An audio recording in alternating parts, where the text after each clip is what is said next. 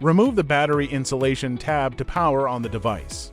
On first use, it will automatically enter pairing mode, with the indicator light flashing continuously for 180 seconds.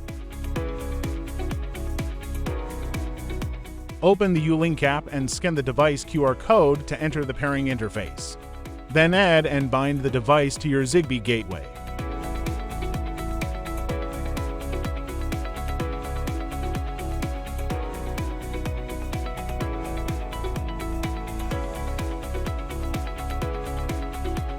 Once paired, you can remotely monitor real-time temperature, humidity, and air pressure in the app. Use the eject pin to press the latch while rotating the back cover with a coin or other tool. Then pry the cover open.